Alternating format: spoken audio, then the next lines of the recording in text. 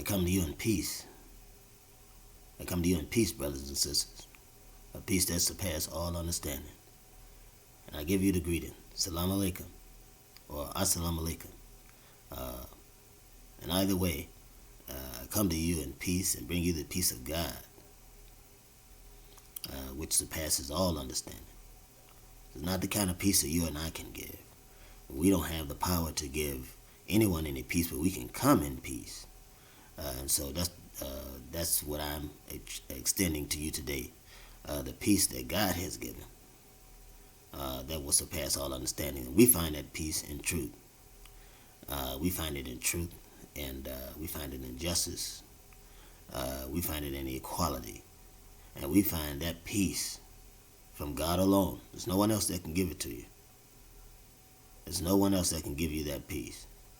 And so, brothers and sisters, understanding that when we say peace, or we come in peace, we have to have a foundation to give us peace. The only foundation that can give us peace is the truth. Because the lies won't give you peace. You can't get peace in lies.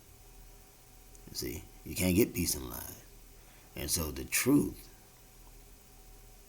is what will truly set us free, mentally, physically, spiritually, psychologically, and any other additive that you can name. The truth will truly set you and I free. Lies won't do that.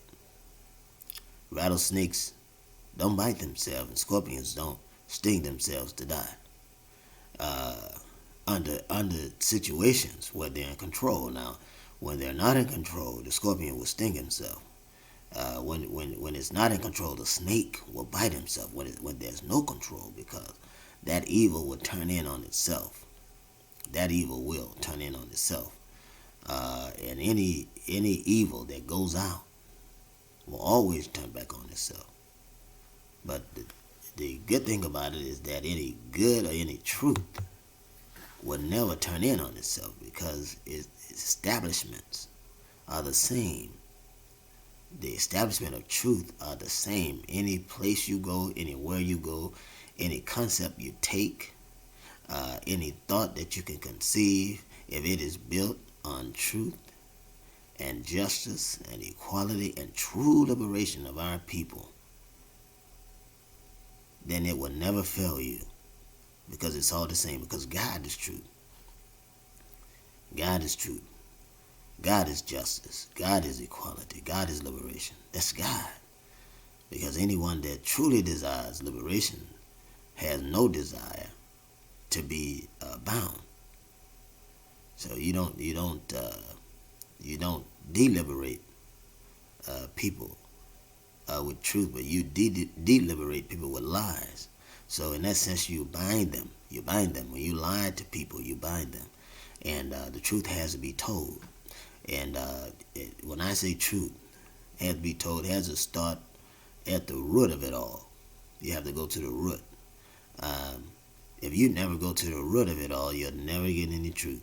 You'll never get any truth. For instance, you and I here in America, our deportment, our arrival here in America, our transition from Africa to America was from free men who were captured, made slaves, and brought here to America, forcibly on ships, to plant, to harvest, to work, to labor freely under the auspice of a white man who could not do it for himself. It's not that he wouldn't do it for himself. He literally could not survive without you. So he needed slaves to help him in this land that he calls America. It's not our first time coming to this land. We have indigenous African natives that were already here in America, some 10 to 12,000 years before the first red man had ever set foot on here. We were already here. And the culmination of the red race and the black race brought about many other races, because these had come from the black man. The red man himself understood that he came from the black man, and the black man helped him establish this area or establish himself in this area. Because when he came, the black man was already here.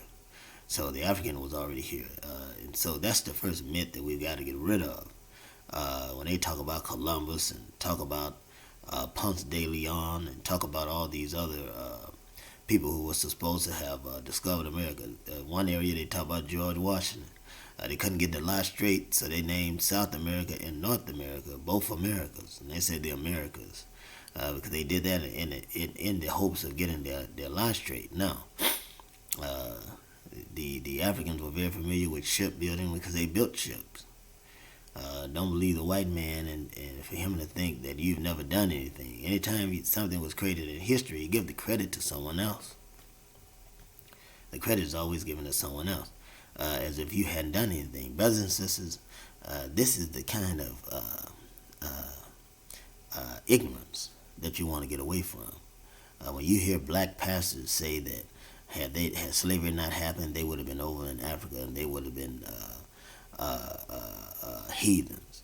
This is the kind of knowledge you got to get away from, because this tells you that the individual has a strong dislike for themselves, and there's no way that you can put down an African or put down a black man, which is an African in America, without putting yourself down. There's no way that you can hate him without hating yourself.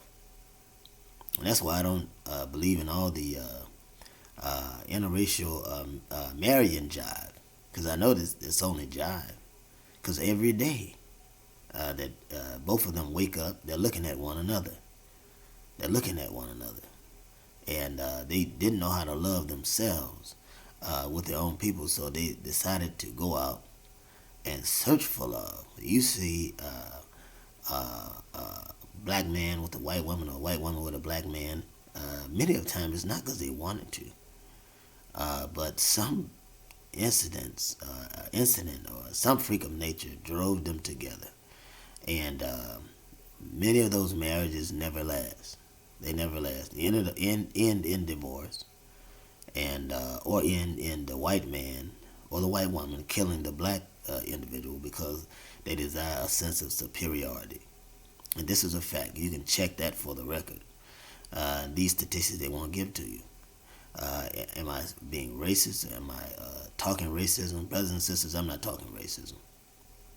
I wouldn't do that. But I'm talking common sense. I'm talking knowledge to the individual that is seeking knowledge. And I'm speaking truth to those who desire to build a power base off of truth. And the power base that is already there for us in our fight for liberation. And you can't fight liberation marrying the one that you're fighting to be liberated from. You just can't do that. And this is important for us to understand. And this is something that we don't understand as a people on a mass level. On a mass level. So proof of which, when you saw integration in the 1950s and 60s, we might as well say all the way up to now, 70s, 80s, 90s, 2000s, the black man is still fighting to be free. He's still fighting to be heard. He's still fighting to be a citizen. So what does that tell you? The Democratic Party has had your confidence ever since the Kennedy-Nixon campaign of 1959. And they've been telling you what they're going to do for you. You hadn't got any closer to liberation, any closer to freedom, any closer to justice, any closer to equality then to now. And you've been doing this through integration. You was doing it through a system of segregation. You were doing it through an emancipation. And so now they say, well, you come on over to socialism and we'll make sure that you do it again. And they said, well, Barack Obama was president, so that's a move in the right direction. Well, you have Kamala Harris as vice president, so that's a move in the right direction, because soon she can be president, and she will. She'll be president. For the first time in history, I believe that the Democratic Party will hold the office for the entire 16 years. I believe that. But I do want to say this, that it's a cosmetic fix for you to put a black man in front of me and tell us that we reach freedom, and my economical status, or in my vocational status, my educational status, has not increased on a mass level. Now, you've got a few tokens here and there. You got a few tokens here and there.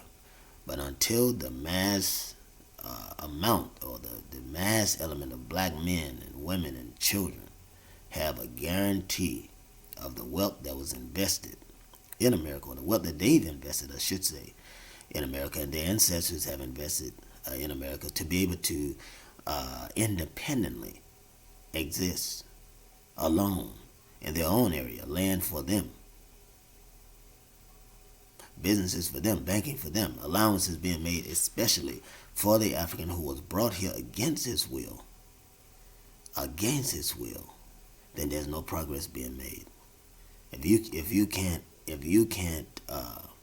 guarantee me an investment for the work that I've done at the end of a hard day, then there's nothing left for us to talk about.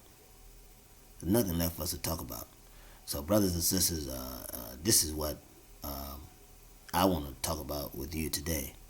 That black brothers and sisters just don't get it. There are many of them that just don't get it. And I just want to hit on a few points because they don't get it. And this is the reason why it's taken us so long to cross that desert and cross over the Red Sea and come into the land of promise, Canaan. And you will never get any freedom. I don't care who you are.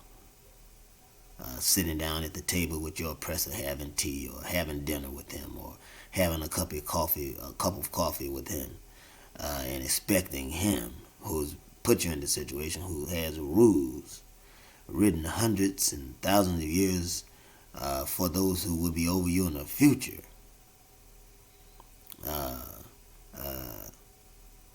to oppress you. You will never get freedom unless you are willing to fight for freedom, fight for liberation. I mean, physically fight, and to organize yourself, just as the old psalmist or the old song used to say. Excuse me, pardon me, brothers and sisters. As the old song used to say. Many of you heard it. Many of us have heard it in the African Methodist, or the Institutional Baptist under Garvey, or the National Baptist Convention, Church of God in Christ, or whatever the denomination that you come from. We've heard the old slave spiritual song, which says, "Before I be a slave, I'll be buried in my grave and go home to my Lord and be free." And that's the kind of mindset that you and I have to have. We have to have that kind of mindset, because if we have that kind of mindset, then we'll achieve freedom. We'll achieve freedom. Either you give me liberty or give me death. When you begin to talk that way, then you'll get freedom. When you begin to act out what you feel, you'll get freedom. When the white man's killing you, you begin to kill him, you'll get freedom.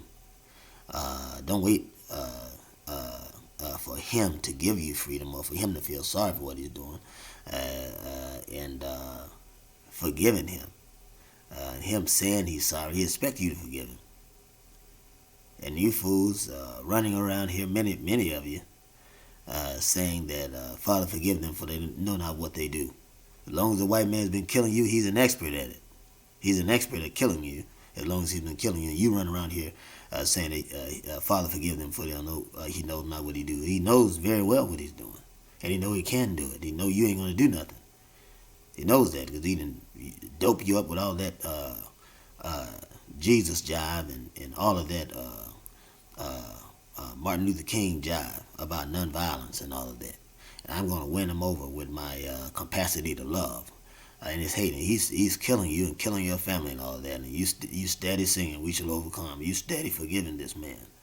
Only in America. Only in America. Because if you're in other places, no other people act like this. No other people act like this. The black man is the only one that acts like this. And this is your problem. This is the problem that you have, brothers and sisters. And this must be talked about. It has to be talked about because it's a sickness. And I wrote about it in my research, manic aggressive personality disorder, that the black people are the only ones that will allow the white man to get away from this. Richard Greer, Dr. Richard Greer, and Dr. Price M. Cobbs wrote about it in a book called Black Rage. They wrote about it in a book called Black Rage. So it's horrible. It's horrible. Horrible to see black men standing there and allowing policemen to hit their grandmothers in their mouth, women that are old enough to be their grandmothers, shoot them in the head, shoot children in the head, shoot their brothers, their sisters in the head. And they standing there taping with a phone, with a cellular phone. They haven't done a damn thing about it. It's just crazy and it's madness, brothers and sisters. And you outnumber the police. You outnumber him when he's doing that. The evil one that is doing that, you outnumber him. And you're watching him do this.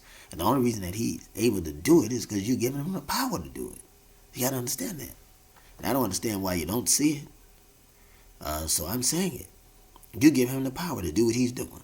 But if you stood up, and then you know this man is trying to kill your brother and your sister, you have the right to self-defense for yourself, for another person or another individual that is defenseless. You have the right of self-defense. And the minute you start defending your brothers and sisters that are laying down there on the ground, start defending them. And don't care what the cost is. Don't care what the cost. You filming and you're watching him on film kill brothers and sisters, and the whole world know that you're justified in killing the one that's killing you. The whole world knows it. You don't worry about going to jail. Because at that point in a revolution, when you have decided that you're going to fight to defend yourself and your brethren, then jail has no place. You don't go to jail. You don't go to jail. You fight to be free. You don't fight to die. You won't die for freedom, but you'll fight for freedom. So jail has no place. There's no option of jail. When you're attacking the enemy that can put you in jail, there's no option of jail. It's not an option. You got to understand that. You have to understand that. So brothers and sisters, this is a place that you and I have to be. We have to get in this mindset. And I'm not a racist. I'm not violent. I'm not talking violence. I'm talking self-defense. This man is running into your house. I've said it before. Killing you in your house. Killing your son. Killing your daughter. Running in your house. Shooting your sons and daughters before the parent. And in some cases, shooting the parent too, so there's no witnesses. He's going into churches. You're not bothering anyone in the churches. Dylan Roof walked into a church in South Carolina, Charleston, South Carolina, and he killed the pastor and the members that were standing there praying. This was, you believe this was an isolated hint that he wasn't sent there, that it was an isolated hit? He was sent there by white supremacists who had a problem with the pastor who was a representative of the state. It's the representative of South Carolina. And so that was a hit from inside of the White House by other racist whites that were in the South that didn't want to see blacks progress. I understand that Barack Obama had about 4,000 death threats a day. More than any president has ever had or will have in history. I understand that. We fought with campaigns after campaign after campaign after campaign. There was more killing during Barack Obama's presidency than any other in this nation. You have to understand that, brothers and sisters. So I'm trying to appeal to your knowledge. I'm trying to appeal to your mind. I'm trying to make you think. You have to think about these things. Because if you don't know it, you finish. If you don't accept this, you finish. You have to understand that you are fighting against a system of white supremacy which gives white privilege. And the moderate white feels the same way. He feels the very same way that the poor white does, and the progressive white, and the wealthy white. All of them on the same ship. All of them on the same destination. And you're not involved in that destination, brothers and sisters. You and I are not involved. And you have to understand that. So black people just don't get it. That's the thing. You don't get it. You don't get what's going on. You don't get what's happening. You don't even want to know. Many of you are talking about building a wealth on a plantation, that should tell you how sick you are. You'll never build wealth on this plantation. You'll never build wealth on this plantation. You may build riches, but you'll never build wealth. Commonwealth belongs to the common criminal that enslaved you, imprisoned you inside of this continental prison cell. Inside of this continental prison cell. That wealth belongs to him. That's a commonwealth of a common enemy. You're my enemy, brothers and sisters. You have to understand that. So even the wealthy black, understand this, that even the wealthy black, they don't have any power. Don't even have any wealth. We use the term of wealth because of association, but any times that your money or your riches or your quote unquote wealth depends upon the currency or the dollar of your enemy or your master, the one that put you in slavery, then you understand that it's not worth the paper that it's written upon. You're a slave holding money.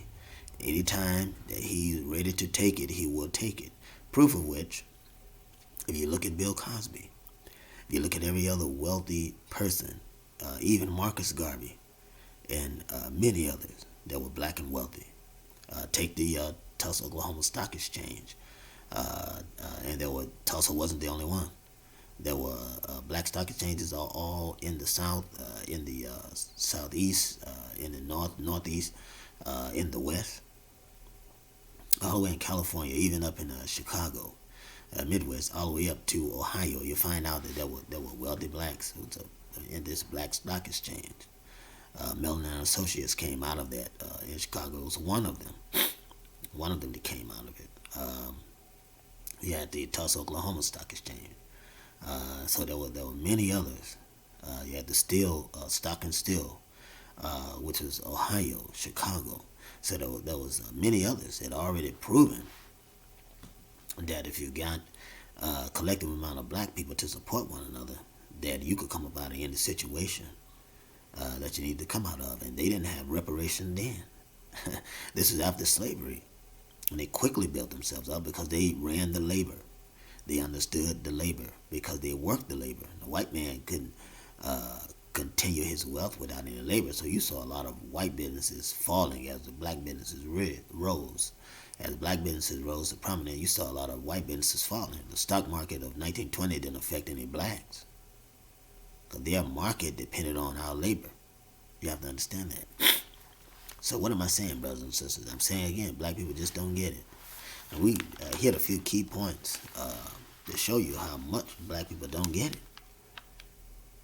Don't get it. You will never get freedom, justice, and equality and liberation from this man. You can take it. You can take it, but you won't get it. And this is the thing that you have to understand. That if you take it, it's yours. If he give it to you, then he can always take it back. So you got to take it. You'll never get it. You got to take it. Because he ain't going to give it to you. I don't care how much you propose and how beautiful the letter is. This man doesn't care about your propositions or your letter. He could give 2 crummy wooden nickels about it. 2 crummy wooden nickels. But when you fight for it, you'll get it. The Native American was able to gain true or keep his independence as long as he was fighting.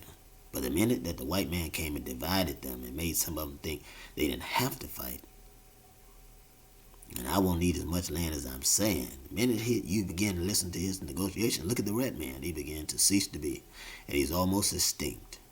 And there are some cultures among the American Indian, among the Native American, that are extinct because the white man killed them out or starved them out. When you listen to Chief Joseph, I will fight no more forever. This declaration of the Trail of Tears, where the white man marched them from his land all the way through the Arkansas and Oklahoma Valley, all the way, all the way through the western tunnels that were created by his feet and dead bodies that march on this path all the way over to Oklahoma. So they went from the east, Florida, Atlanta, and all of these places, all the way to the Midwest. They marched them that far. This is the kind of devil that you're dealing with. March women and babies, and marched and starved them in the cold, in rain, in hot climate, sleet and snow. This is the kind of devil that you're dealing with, brothers and sisters. And what else is he if he's not a devil? See, I don't understand that. You got to be able to tell me what else he is. If he's not a devil, then what is he? Angels don't do this. Angels don't do this.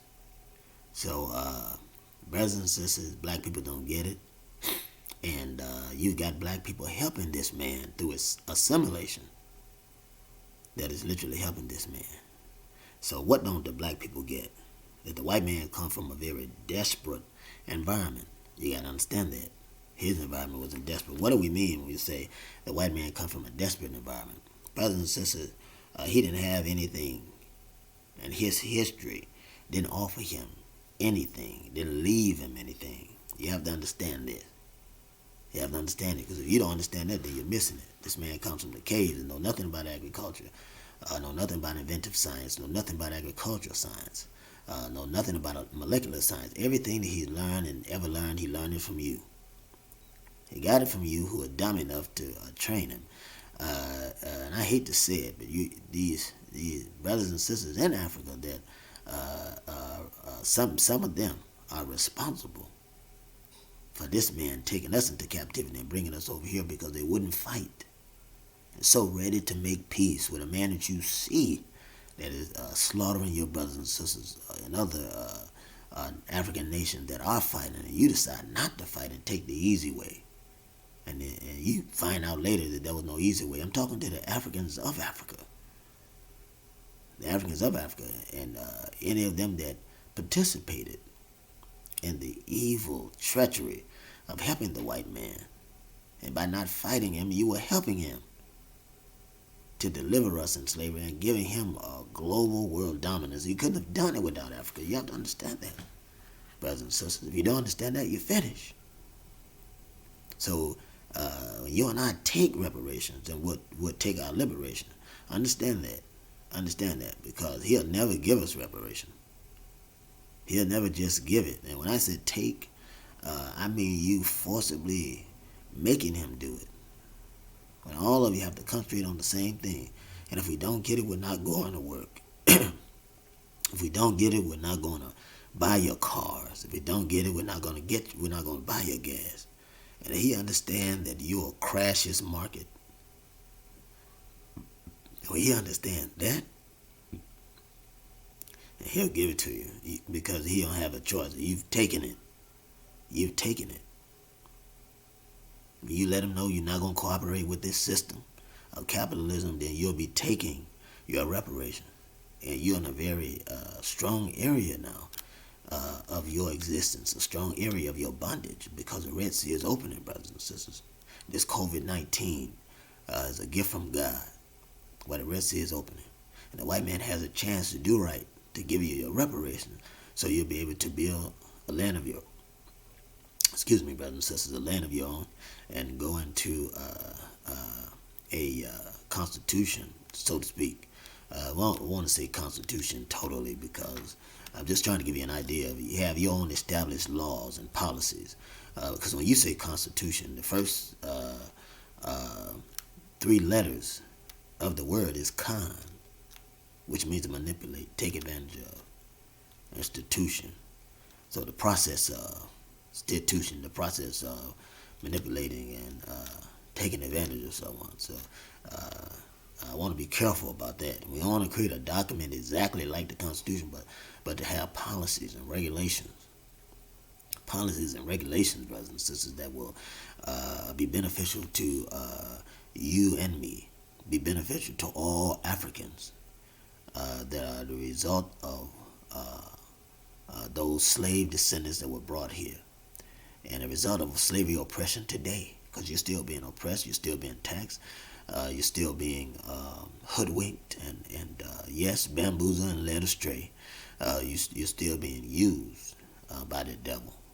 And we've not really been free. Reparations is the only thing. Hear me good, brothers and sisters. Understand me. Understand me. Hear me good. Reparation is the only way, and written in laws, and tightly manifested.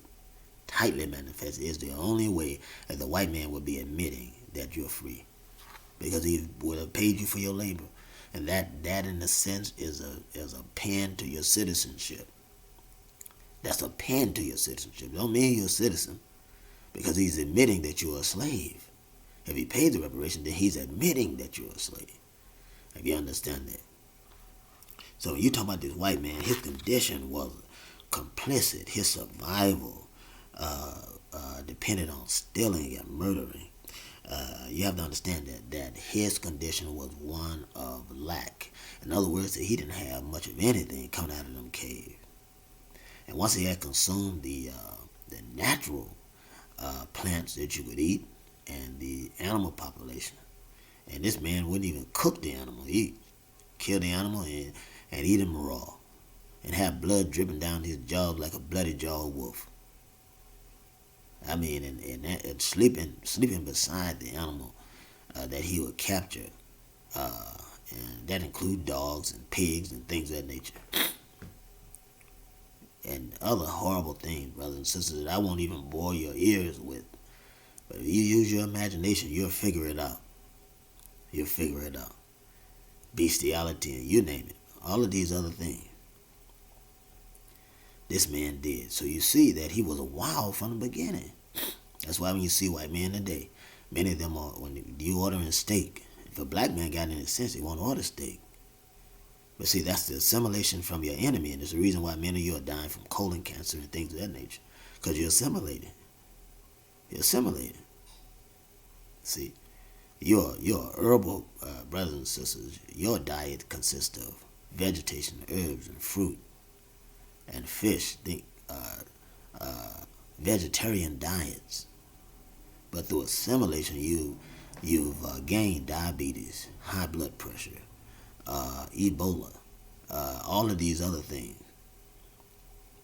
You've gained all of this stuff from assimilating with the white man and trusting him by you going to his hospitals, going to his institutions of death, going to his institutions of death. So this is where it comes from. He's unorthodox in everything that he does. And he'll tell me and you that you won't get anywhere with violence. And yet the man has only used violence everywhere he's ever went. He's used violence. You won't get anywhere with lying, and yet he's lying to everyone that he ever meet.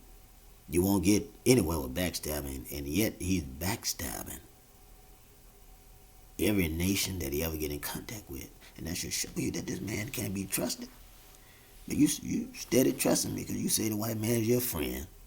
You defend him, saying that he's your friend. This man is just manipulates you every which way he turns.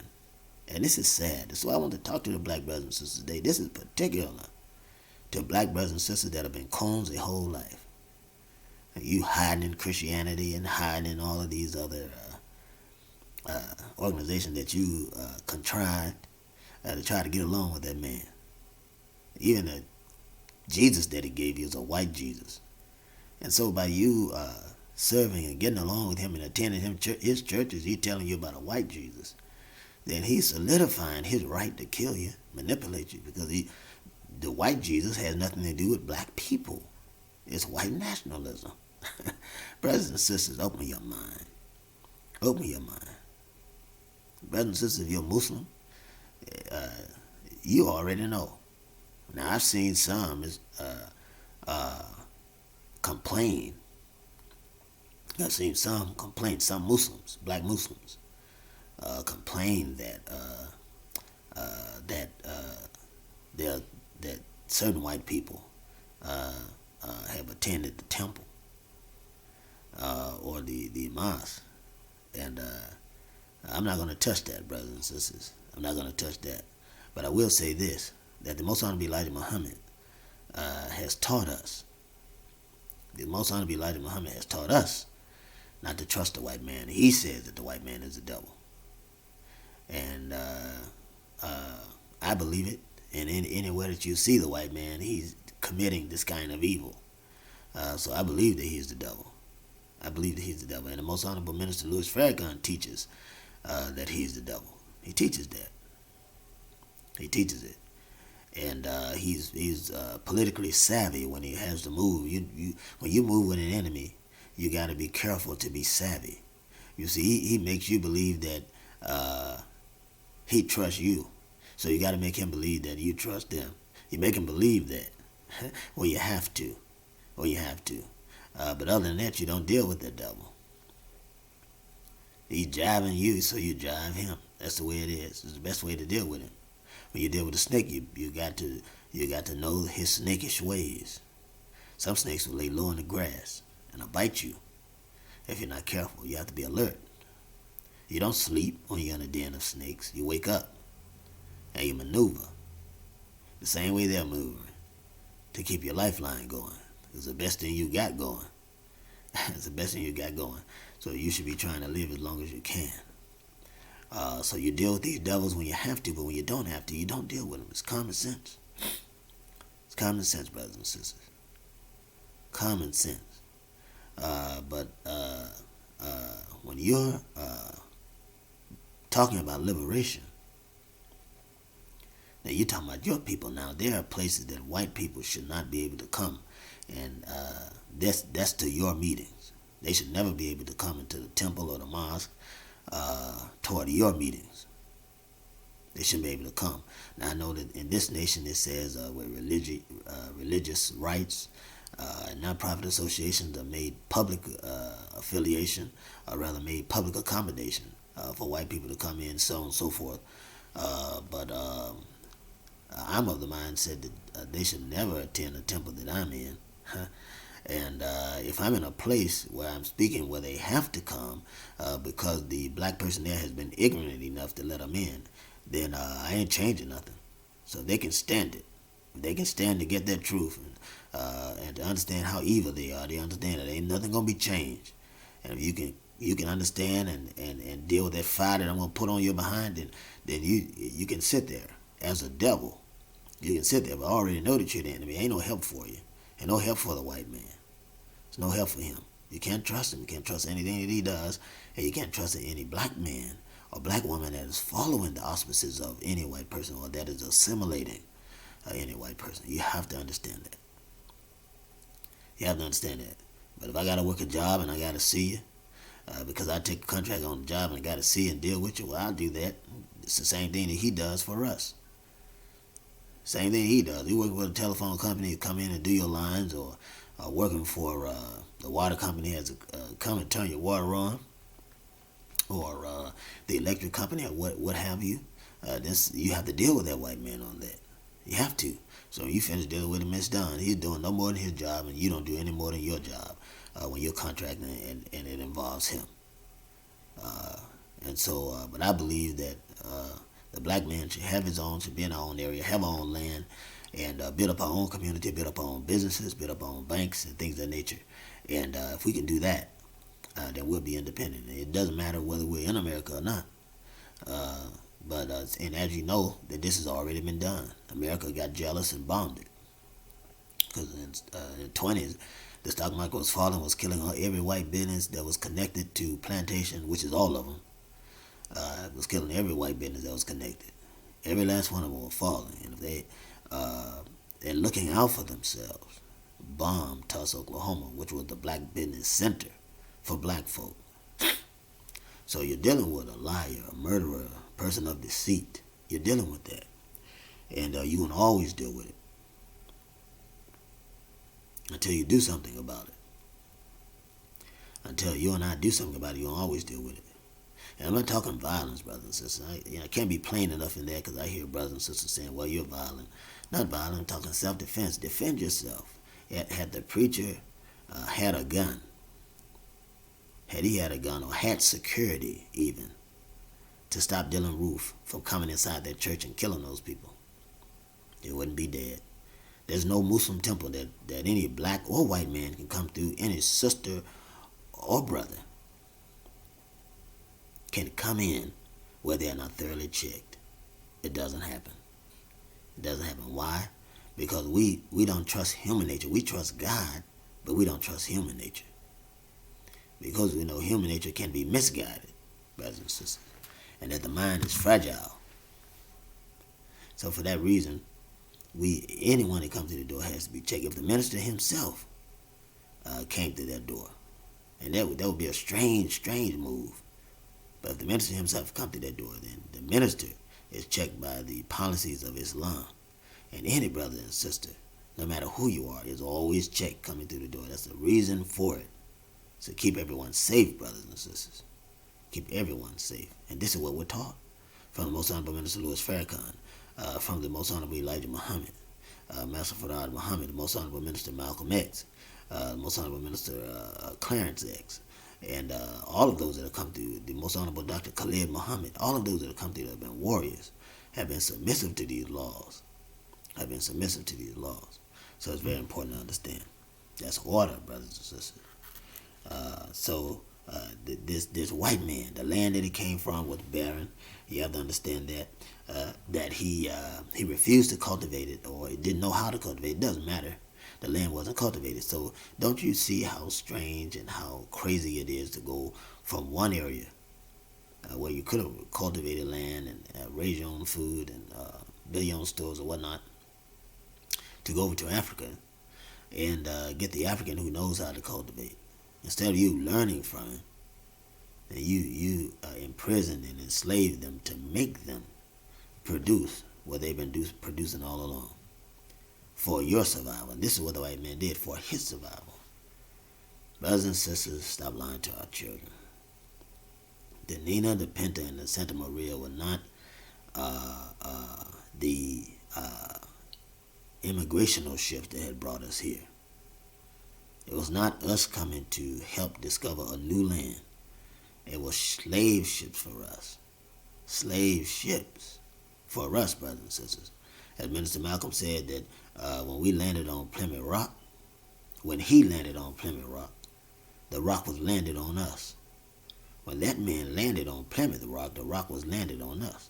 So what he established was on our backs. What he established was on our backs, and it's still on our backs today. The white man was in bad shape when he was by himself. Have you understand that? You have to have an understanding of that. He's in bad shape. Anytime he's amongst himself, he's in bad shape. Prior to them putting the African in slavery, brothers and sisters, I want you to understand this, that they were killing one another on a grand scale, on a massive scale. There was only in the charter of 1492, and that particular charter was the completion, before they sent out Christopher Columbus, before they sent him out to make discoveries of the lands of Africa and the other areas where the Africans were on the globe, which sent him out to include the Americas and every other place he ever went outside of Africa. Before the white man was to go to these areas, he first had to make a pact with one another. And this pact, he said that he would never kill another white person. In this pact. Now, if you look around the world today, he doesn't. So since that time, he's been enslaving all other nations. I don't care if you're a red, black, brown, or yellow man. You all have the same history. You've been enslaved by the white man on many levels. On many levels. You've been enslaved. And you have to understand that. And that's something that I understand, brothers and sisters. I accept that. But what I can't accept is mealy-mouthed black people trying to minimize the trouble and hardship that you're having here in America. Can't accept that, brothers and sisters. You and I have to learn. We have to understand and accept today what we must do, what our plight is. It's already in front of us. It's already in front of us. You think the coronavirus is killing black people? You think that the white man is going to shut down a nation in order to shut down the entire continent in order to preserve the lives of black people that he's killing through police, killing through drugs, killing through poison water, killing through poison foods and things like that they sell us at the market or the internet. Brothers and sisters, you're out of your mind. You are out of your mind if you believe that the white man would do that. Try to save you when he's killing you. Have you forgotten about Tuskegee? Have you forgotten how he killed George Washington Carver? Pushing him down the stairs, him breaking his hip and busting his head. Don't forget, brothers and sisters, remember. And if you search for the information, you'll find it. I'll never believe what the white man said to you, said that he died. And before the man was even cold in the grave, the Jew that took over the Tuskegee had fired the young black scientist that George Washington Carver had hired. This is a fact. All you have to do is look it up. It's a fact. Booker T. Washington, he was famous with them devils, had many contributors to Tuskegee. What happened to him? He died of mitigating circumstances. They beat him so bad in New York. He was hanging out with this white woman. This is a fact. They beat him so bad in New York, he said the only thing he wanted to do was make it back to Tuskegee and died there. And brothers and sisters, that's what he did. He died there. Don't listen to the history books. I'm telling you firsthand what happened. The devils killed him. People that he trusted. And that should let you and I know something. It should let us know something, brothers and sisters. Stop trusting these people. Stop trusting them. If you trusting a white man, it's costing you your life. You trusting him is literally costing you your life. So stop trusting him. You're going to do something, and it's something that you feel like you got to do. At least have an open mind and understand what you're there for and what you're going to get out of it. What you're there for. But don't let it involve you negotiating who you are, brothers and sisters. And don't trust the man. Don't trust him. Your whole problem that you've been trusting him. You can do whatever you want to do on your own. You don't need a white man to help you pull anything off. I'm trying to tell you that. And I don't understand how many of you are thinking. I don't have any understanding of it, brothers and sisters. Can't make any excuses for that. You see this man is killing you, and you steady putting yourself in that situation. And you see what he's doing. The man don't come from nothing. How can he lead you toward anything? If he don't appreciate life, how can he help you appreciate life? He makes the rules for even families and children today. That should be enough to caution you. Here's a man that didn't even raise his own children. Had black women giving his children suck. During slavery. And after slavery. Brothers and sisters, you gotta use your head. You gotta use it. Why would your enemy, who has hated you so long, begin to act right all of a sudden and do things that are gonna benefit you? For instance, black folks used to have their feet chopped off in slavery, things of that nature, for reading the Bible. Something as simple as reading the Bible. Now, why would the white man do that? Because he know it posed a certain ideology. And he realized that he hadn't got to that Bible yet. He realized he hadn't got to it yet. And manipulated it the way he wanted to, con it the way that he needed to before he gave it to you. By the time he gave it to you, then he had you reading the part where it said, slaves be obedient to your master while they have rule over you. And you honestly believe that Jesus or any holy prophet put that in the Bible. Brothers and sisters, you're out of your mind. It's funny to me that any of you would believe it. And it's coming from the same devil that put you in the situation. So this man was in bad shape. He was mentally barren. The white man was mentally barren. And he's mentally barren today, if you look at it. His woman is mentally barren. His woman is physically barren, biologically barren. White woman today, birth rate is -0.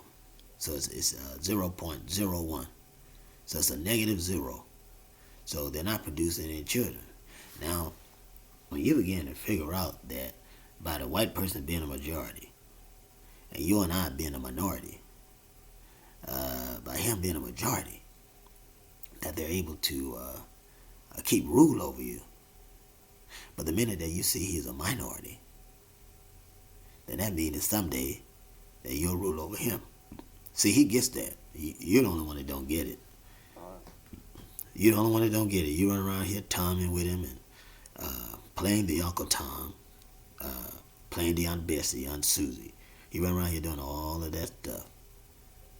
And it's crazy, really, because the white man already knows his destination. He knows that the more he depopulated, you're going to populate. And pretty soon you're going to get it in your mind that you're ready to rule. You already got it in your mind now. You want to be in an area of your own. And he's afraid that once you get there, he knows you're going to rule. But once you get there, you're going to start doing to him the thing that he's been doing to you. Now, I want you to look at this. Do you believe that Barack Obama was hired or elected into office? I should say selected into office because you voted him there? Brothers and sisters, nothing could be far from the truth. They had no choice. They saw the demographics changing, and the investors had no choice but to put in front of us the majority of what America was, the majority of the leading culture. This majority, leading science, leading experts, have become black, have always been black. But on the surface now, they can't deny that they're black. Now you have Joe Biden served as his vice president. Now Biden is president, and Senator Kamala Harris is vice president. And she will become president, brothers and sisters, and will run the executive office for 16 years. That will happen. That will happen. That will happen. So, brothers and sisters, this is what I'm putting before you. That you don't get it, you don't use your head, you're busy listening to what that white man is telling you. Stop listening to what he's telling you. Stop listening to what he's telling you. Because if you do that, then just maybe, if you do that, just maybe, you'll begin to look at yourself, look at your community, begin to do for yourself and find out the reason why, any obstacle you run into, the reason why you can't do it is because that devil set it up. Now he's going back to retrace everything that he's ever put in your way. He's trying to get it out of your way now. Not physically, just cosmetically. Just cosmetic. In other words, what does a woman do when she uses cosmetics? She's hiding her imperfections. She's hiding everything that she doesn't want you to see. That's what she's doing. When she uses a foundation and a base before she applies all the other things to get your attention, such as the eyelashes and the eyeshadow and things of that nature, the blush on the cheek, what she's doing is she's hiding those imperfections, and she wants to be radiant to you. She wants to look almost perfect, because that's supposed to draw your attention. That's the same with a white man. He used the Constitution cosmetically. He used civil rights cosmetically to do whatever it takes, to say whatever it takes to get your attention. The minute he's done that, he can get you off of your anger box, or get you off of your soapbox from telling him to stop jiving you, or telling him that you know exactly what he's doing, or telling him you want justice, freedom, and equality now or else. You want it now or else. The minute that he wins you cosmetically, he knows that you're going to be so doped up with this Constitution and political rights and things of that nature until you won't even challenge or question him on any of that. And that's what he does. That's his game. That's his game, and he's got it going all the time. He's got it going because you're going to buy it. He knows that you're going to buy it. He knows that you're going to buy it. He's not wrong. He's doing what enemies do. It's you that's wrong.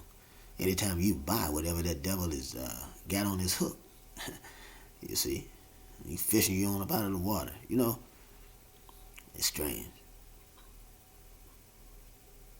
So very strange how black people, no matter where they